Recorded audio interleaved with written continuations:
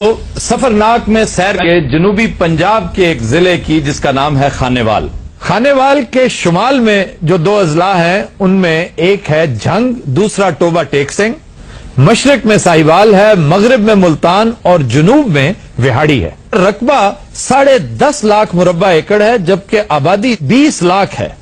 19ویں صدی کے اوائل تک ایک بالکل بنجر سنسان ضلع ہوا کرتا تھا۔ 1863 میں نہر لوئر باری دوآب کے آنے سے یہ علاقہ، یہ بنجر اور ویران زمین گندم کا سونا اور کپاس کی چاندی اگلنے لگی اور آج پاکستان میں ایک رول ماڈل ہے جب ہم زراعت کی بات کرتے ہیں۔ خانیوال کی تاریخی حیثیت مستند ہے۔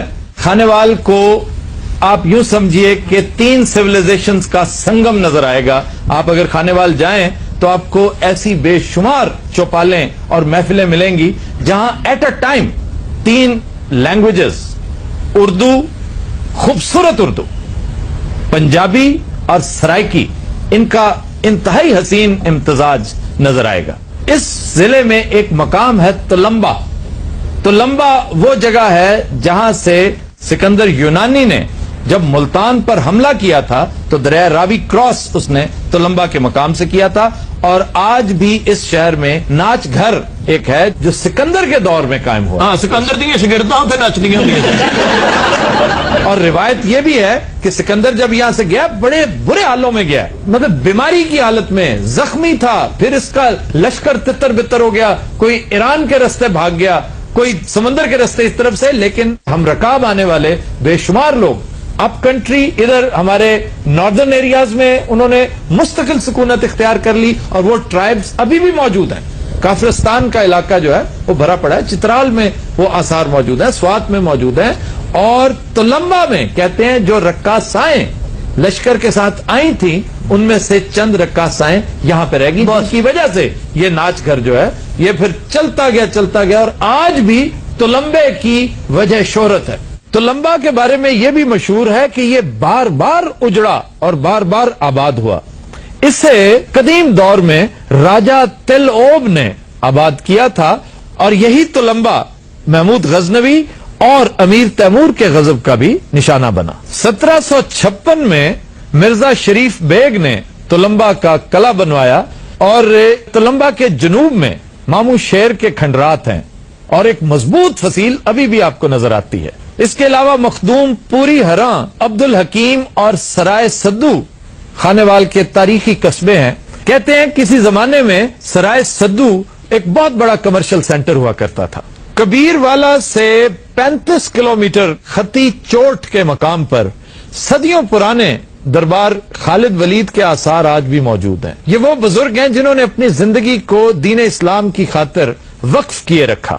آپ محمود غزنوی کے ہمراہ ہندوستان آئے تھے اور پھر یہیں آپ نے رحلت فرمائی۔ شہاب الدین غوری کے دور میں کہتے ہیں کہ ملتان کے ایک نامور گورنر علی بن کرماخ نے 1183 میں ایک شاندار مقبرہ تعمیر کروایا اس بزرگ کو خراج تحسین پیش کرنے کے لیے۔ اب یہ مقبرہ بھی میں سمجھتا ہوں آرکیٹیکچر کی بہترین مثال ہے۔ آپ آج بھی جا کر دیکھیں، چھوٹی اینٹ سے بنی سیڑھیاں اور غلام گردشیں عہد رفتہ کی بہترین یاد تازہ کرتی ہیں۔ جہاں تک مشاہیر کا تعلق ہے، میں سمجھتا ہوں کہ سب سے اہم شخصیت اس ڈسٹرکٹ کی وہ ایک ڈاکو تھا، میاں چنو اس کا نام تھا، جو حضرت بہاؤالدین زکریا کے ہاتھ پر بیعت کرنے کے بعد اس نے ایک یو ٹرن لیا لائف میں اور ایک بہترین انسان بنا، اور آج بھی لوگ اس کے مزار پہ جاتے ہیں اور انتہائی عزت اور تکریم کے ساتھ اس کا تذکرہ کرتے ہیں۔ اور ایک شہر ہے اس ضلع کا جس کا آج نام میاں چنو ہے۔ اس شخصیت کا نام میاں چنو تھا جس کو میاں چنو کر دیا گیا۔ پھر سیاسی شخصیات میں ایک بڑی عام شخصیت، سابق وزیر اعلیٰ تحریک پاکستان کے کارکن غلام حیدر وائیں، ان کا تعلق بھی اسی ضلع سے تھا۔